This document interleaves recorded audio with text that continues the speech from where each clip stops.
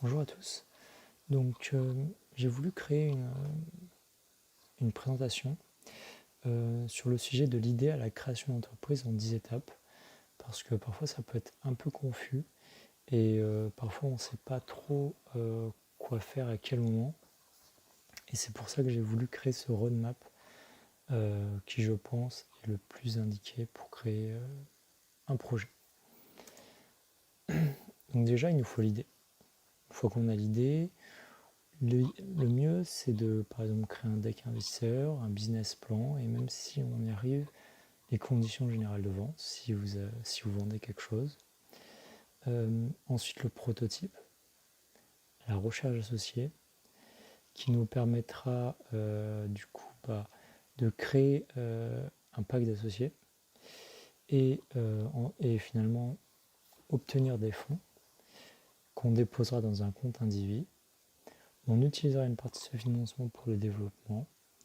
Et lorsqu'on arrivera à un certain moment, qui sera indiqué dans le pack d'associés, on pourra, oui ou non, décider de créer, de faire l'ouverture d'un compte pour déposer des fonds en vue finalement de créer l'entreprise, de faire un dépôt CFE et bien sûr à travers la création de statut.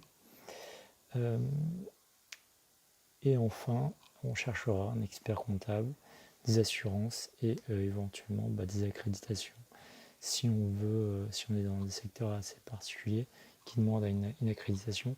Donc ça demande, par exemple, avant de se lancer dans un projet, il faut savoir si ce projet demande une accréditation spéciale. Si par exemple vous êtes dans la finance, il vous faudra sûrement il vous faudra certainement certains diplômes ou certaines formations qualifiantes. Si vous êtes dans le bâtiment aussi, il vous faudra ou dans l'immobilier, il vous faudra certains diplômes qui ne sont pas forcément très difficiles à obtenir. C'est juste que il faut s'informer où est-ce qu'on peut les obtenir, quelle formation c'est, peut-être que c'est 150 heures, peut-être que c'est 180 heures, peut-être que c'est 400 heures ou pas. Donc ça, il faut vérifier avant. On a peut-être une idée, mais avant de créer le deck investisseur, etc., vérifier si on a finalement les diplômes ou si on peut la faire ou finalement s'entourer de personnes pour avoir cette accréditation. Donc déjà on va commencer par l'idée. Donc c'est quelque chose qui vient à l'esprit d'une personne et qui répond généralement à un problème, à un besoin rencontré. Comment trouver cette idée? Déjà il faut ralentir, il faut peut-être bien écouter, il faut observer, il faut cerner les besoins, il faut penser, il faut s'imprégner des solutions qui existent actuellement et pour proposer une alternative viable. Donc pour ça, il faut vraiment finalement se mettre en condition pour finalement faire éclore les idées. Et ça demande par ralentir et par vraiment se sentir bien, se connaître, aussi pour avoir les idées. Une fois qu'on a ces idées, on va les appliquer, enfin on va les mettre sur un papier. Et on va peut-être créer un deck investisseur parce que finalement cette idée nous revient souvent à l'esprit et puis on se dit il faudra que je fasse quelque chose sur ça. Et donc à ce moment-là, on va peut-être créer une présentation qui peut-être servirait aux investisseurs, à des partenaires, des associés et potentiels. Donc il doit présenter le projet, sa faisabilité, ses projections, en détaillant bien sûr d'où vient ce projet, pourquoi on l'a créé, les raisons, mais aussi l'équipe. Les gens aiment bien savoir qui on est, pour pas que on n'est pas tombé du ciel, mais qui on est, d'où on vient, quel est notre parcours, et finalement pourquoi cette idée. Et finalement ça nous donnera la possibilité de créer un bon deck investisseur, peut-être avec avec le modèle, avec qu'est-ce qu'est-ce qu'on veut créer, peut-être avec le pricing, peut-être avec des projections qu'on a, par exemple de clientèle, de chiffre d'affaires. On peut créer, pas forcément très difficilement, mais en connaissant un peu nos concurrents et en sachant ce qu'ils font, on peut se dire, finalement, nous, on espère capter un pourcentage du marché, peut-être 1%, 2%, peut-être à l'horizon 3-5 ans. Et puis finalement, ça représente tant de clients, peut-être 1000 clients, et ça représente un chiffre d'affaires de temps. Et puis on espère le faire graduellement. Et puis quelles actions on pense mettre aussi dans ce deck investisseur. Donc ça, c'est une présentation qui peut être de 10 slides, hein, c'est pas forcément très long. C'est vraiment, quand on va le présenter, on va pas s'éterniser dessus, les gens ils veulent savoir de quoi on parle en 10 minutes, un quart d'heure maximum.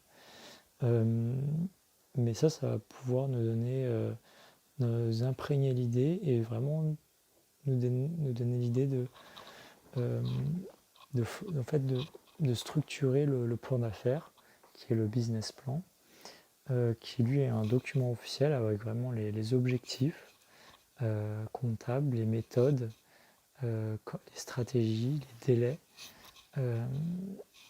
délais, comment on va atteindre ça, par où, qui est vraiment notre clientèle, comment on va se financer. Vraiment, c'est le business plan, c'est un deck investisseur, mais vraiment très étoffé, qui peut faire plusieurs pages. Je vous invite déjà à pas forcément faire quelque chose de long, mais faire quelque chose qui soit complet, avec toutes les demandes, tout ce qu'on peut trouver dans un business plan, il faut que ça soit rempli, même si c'est pas forcément en plusieurs paragraphes, mais en peut-être quelques lignes pour chaque domaine. Et pour ça, je vous invite à utiliser le CCI Business Builder, qui est assez intéressant, parce que du coup, dedans, ils vont nous demander quelles sont vos raisons, quelle clientèle, comment vous allez, quelle est la stratégie pour atteindre cette clientèle, quelles sont vos projections comptables, si vous allez avoir des salariés, les dépenses que vous allez avoir. Donc ça permet vraiment finalement de formaliser sur, comment dire, en chiffres et chiffrer finalement très bien le deck investisseur. Puis même vous pouvez réutiliser ce plan d'affaires et finalement c'est un va-et-vient entre le deck investisseur. Le deck investisseur alimente le plan d'affaires et le plan d'affaires alimente le deck investisseur. Si une fois vous avez ces deux choses préparées et que vous vous sentez capable, vous pouvez même créer les conditions générales de vente, qui est finalement l'ensemble des clauses écrites qui visent à encadrer la relation avec le client. Par exemple les délais, les livraisons, les recours. Je vous invite à regarder Legal Place ou Legal Start pour avoir déjà des modèles et finalement l'adapter à votre situation. Mais ça c'est assez important à voir. Si vous l'avez, c'est mieux, parce que ça montre que vous avez vraiment pensé à la relation avec le client. Parce que c'est ça le but d'un projet, c'est d'être orienté à travers une clientèle, hein, même si c'est un projet social, il y a une clientèle, il y a un public. Et si vous vendez quelque chose, ça permet vraiment de se dire, si vous avez ces conditions générales de vente, qui ne font pas forcément beaucoup de lignes, mais ça permet de vraiment voir comment ça va se faire en pratique. Une fois qu'on a ça, on va pouvoir créer le prototype, qui est en fait une modélisation d'un produit, d'un service de façon visuelle, qui présente les caractéristiques, les fonctionnalités, afin notamment de le présenter à des équipes développeurs, le challenger, créer un genre de brainstorming et l'améliorer.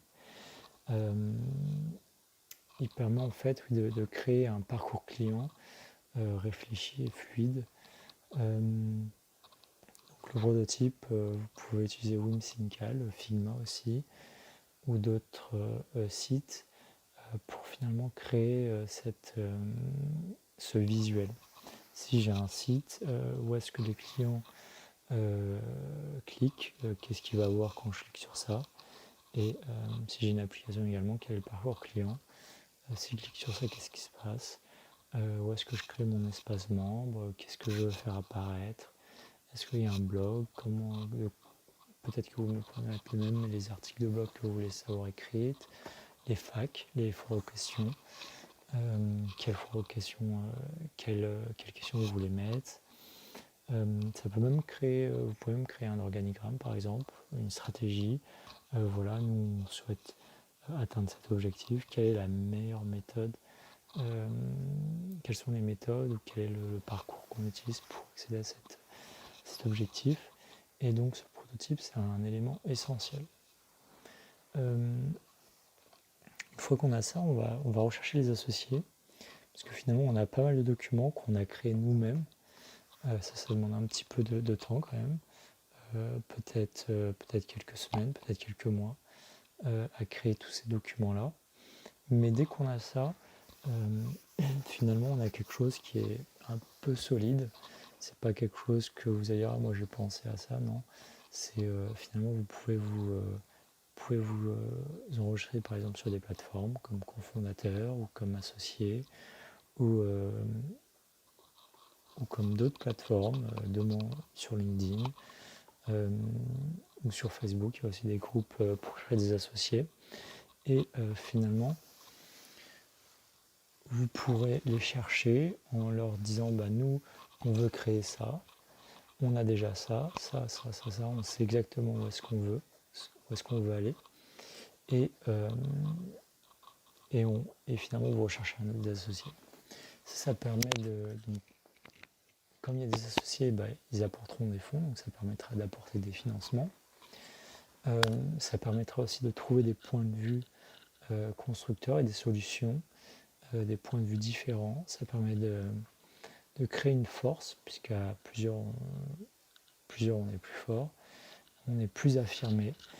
Pour, par exemple, quand vous irez voir un investisseur, ou que vous irez chercher de financement, vous pourrez les défendre mieux, parce que vous aurez plus d'arguments.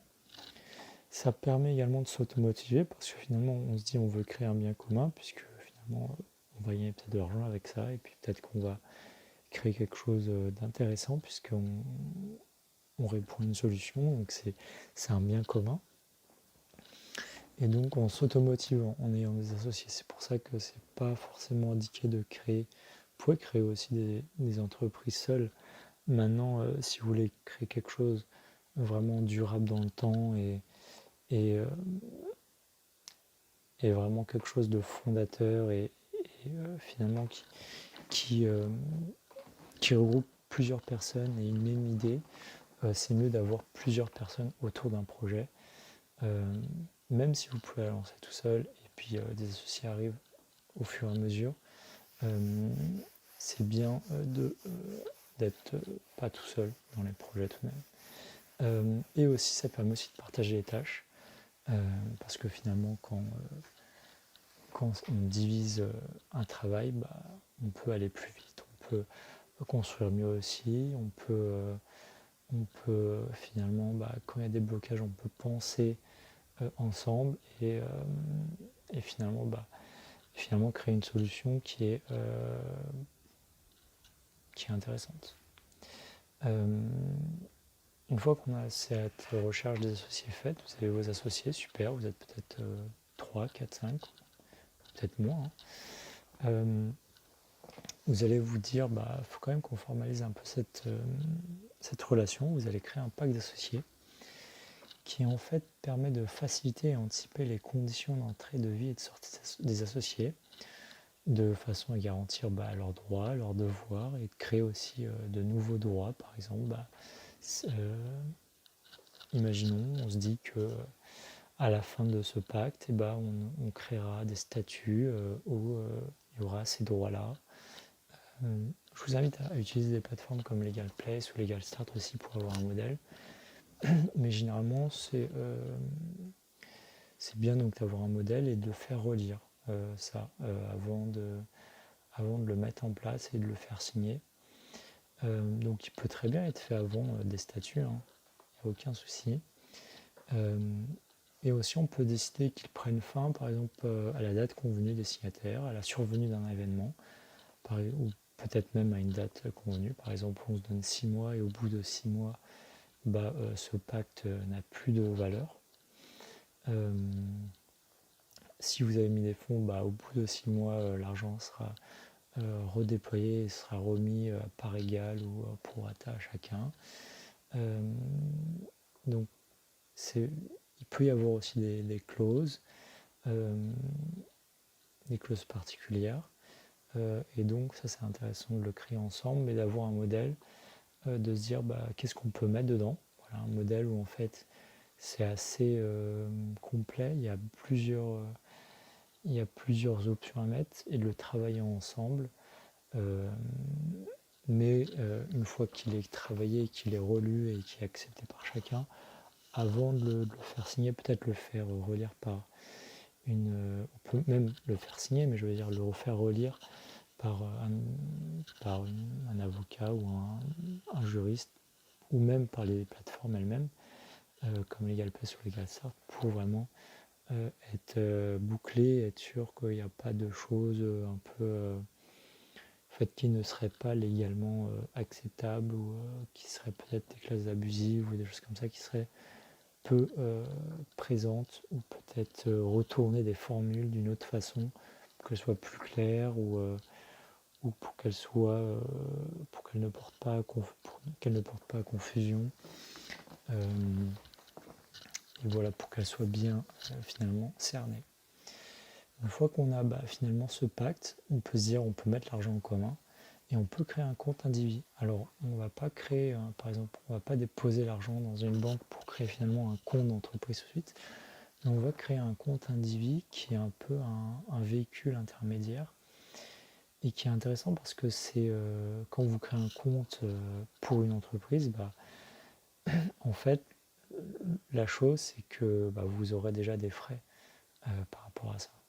Donc le fait d'avoir un compte individu, ça permet surtout,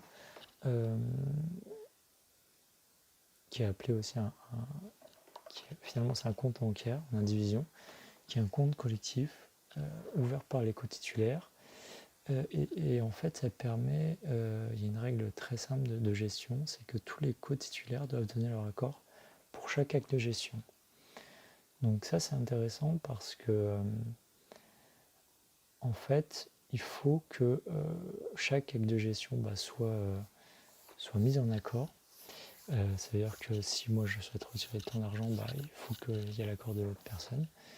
Et ça permet un peu de sécuriser en fait la relation avec ses associés. Alors vous pourrez me dire, oui, vous pouvez aussi créer un compte à la banque finalement, et finalement voilà, créer un compte à la banque, peut-être mettre des clauses assez particulières. Maintenant, si vous avez un compte individu, vous êtes sûr en fait de la relation entre les cotitulaires. Donc il y a plusieurs choses, il faut que chacun ait sa carte d'identité, etc., jusqu'à ses fiches de domicile. Mais c'est pour ça que c'est intéressant.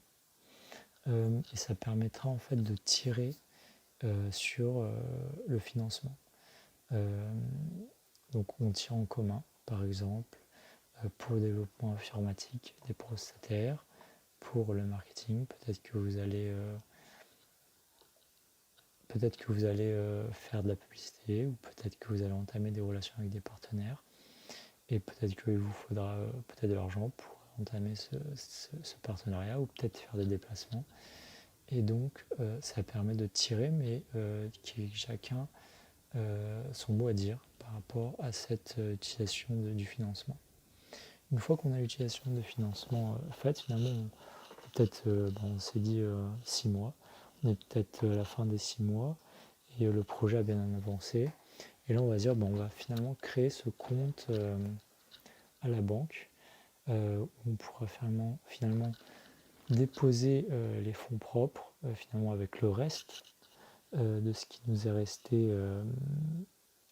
Parce qu'en fait, le problème, oui, c'est que quand on dépose les fonds dans un compte, les comptes sont, enfin, le compte est bloqué jusqu'à ce qu'il y ait jusqu'à ce que finalement l'entreprise soit formalisée, c'est-à-dire au CFE. Donc le fait d'avoir un compte individu, ça permet déjà de tirer sur le financement et sans avoir cette contrainte qui est faut que l'entreprise soit créée euh, pour tirer sur les fonds. Donc c'est un peu une solution intermédiaire qui permet de tester l'idée, ce compte individu. Et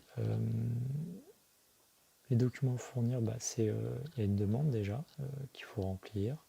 Il y a le justificatif de domicile, il y a la pièce d'identité, les statuts, c'est mieux. Si vous pouvez les fournir, c'est bien. Maintenant, je crois que c'est plus obligatoire. Le bulletin de souscription, si c'est une SA, avec une offre au public, de souscription, chèque de banque, justificatif de délivrance d'un chèque de banque. Par exemple, si vous êtes dans la même banque, vous avez fait un compte individu et cette ouverture de dépôt de fonds, ce sera dans la même banque. Sinon, ça viendra d'une autre banque. Les attestations d'hébergement s'il n'y a pas de justificatif de domicile. Adresse du siège de la société et adresse du représentant légal de la société. Donc, c'est pour ça que c'est intéressant de finalement, quand on a un petit peu bien avancé déjà dans le projet, et bien ouvrir ce compte. Imaginons que vous avez utilisé 3-4 000 euros sur 10 000, vous ouvrez à 6 000, vous pourrez les déposer dans les fonds propres. Finalement, vous aurez déjà une application qui est un site bien développé et là, vous pouvez vraiment vous lancer. Donc là où vous allez faire le dépôt de l'entreprise au CFE, au centre de formalité des entreprises, ou directement auprès du greffe du tribunal. Certains actes seront demandés à la direction générale des finances, mais généralement, ça dépend des domaines, etc., mais généralement, au centre de formalité, on déposera les statuts, les CERFA, et ça sera suffisant. Et là, bien sûr, vous payerez une certaine somme pour pouvoir déposer ces fonds. C'est pas forcément très... c'est pas coûteux de créer une entreprise. C'est juste que, en fait, vous aurez peut-être pour 300 ou 400 euros pour faire ce dépôt de dossier. Peut-être moins. Hein. Et ensuite, une fois que vous avez ça, vous pourrez finalement aller voir un expert comptable et aussi avoir les assurances et l'accréditation si vous êtes sur un domaine spécialisé. Donc l'expert comptable est très recommandé puisqu'elle permet de pérenniser l'activité. La mission de l'expert comptable, c'est au quotidien de suivre les entrées et sorties de son client et de veiller aux déclarations qui s'appliquent selon les spécificités de son client et établir et certifier les liasses fiscales, le bilan d'entreprise, le compte de résultat, les flux de trésorerie par exemple. Et finalement, ça permet de conformer les comptes finalement à la législation et ça permet d'avoir des comptes bien carrés et structurés. Vous pouvez le faire vous-même, mais je vous conseille de toujours le faire relire par un expert comptable pour ne pas avoir de soucis. Vous avez beaucoup d'applications, par exemple Dougs, qui est une très bonne application. Vous avez Comptalib aussi, il y a beaucoup d'applications. Mais c'est important d'avoir un expert comptable, même si c'est un cabinet d'expert comptable local près de chez vous. Ça peut être aussi très bien. Et enfin, les assurances. Donc, il vous faut les responsabilités civiles, les garanties financières si vous êtes dans le milieu financier, ou d'autres assurances qui sont liées à votre activité. Donc ça, je vous invite à contacter un assureur. Il y en a beaucoup pour avoir différents prix et finalement obtenir ces assurances. Et enfin, on finit par la chose par laquelle on a un petit peu parlé, c'est-à-dire par exemple si vous êtes dans un domaine qui demande des diplômes spécifiques, normalement ils sont soumis à un numéro ou soumis par exemple à une accréditation, par exemple l'ORIAS pour les activités financières et assurances immobilières. Et donc vous déposez à l'ORIAS, en fait vous avez déjà tous ces documents, les statuts, etc. Vous les déposez à l'ORIAS et aussi les assurances afin de pouvoir ce numéro-là et être finalement complètement légal, puisque finalement si vous n'avez pas l'ORIAS par exemple dans les activités financières, vous êtes illégitime par rapport à leurs standards, et vous pouvez avoir des problèmes même par rapport à l'AMF, etc. Donc c'est important de suivre ce parcours-là que j'ai défini, qui me semble mieux,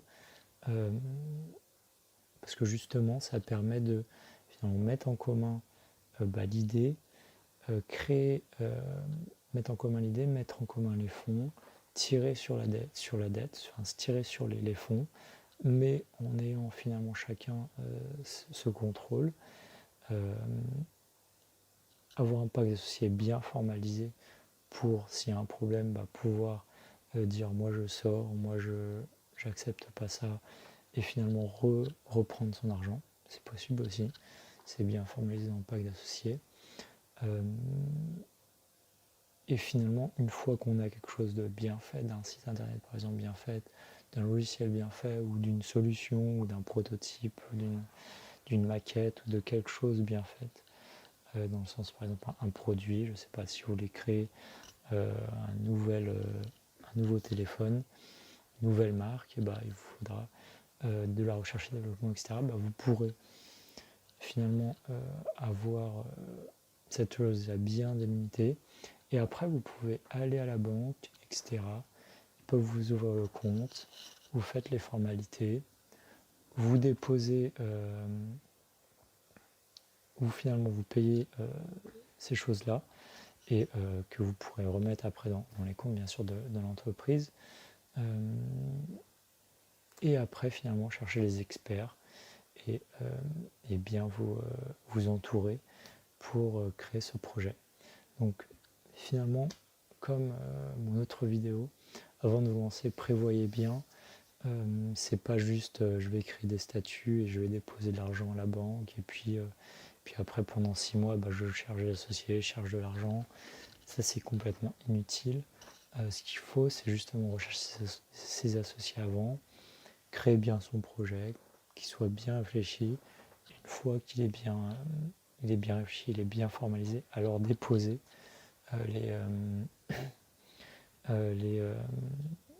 déposer finalement les statuts, faire les formalités, parce que justement on voit beaucoup d'entreprises qui au bout de 3 ans, et finalement 70% des entreprises meurent, si vous voyez bien. Je crois que c'est même ce chiffre, et il est officiel. 70% des entreprises meurent au début de sa vie, parce que justement tout ça c'est pas assez bien avancé, et du coup ça crée des dépenses inutiles. Finalement vous aurez un numéro finalement vous aurez un numéro de série qui sera inutile, parce que justement votre projet ne sera pas bien avancé. Donc vraiment avant de vous lancer, prévoyez, formalisez bien, et voilà. Donc merci beaucoup pour m'avoir écouté, et puis si vous avez aimé cette vidéo, likez, commentez, faites ce que vous voulez, partagez, et abonnez-vous si vous le souhaitez à cette chaîne. À très bientôt, au revoir.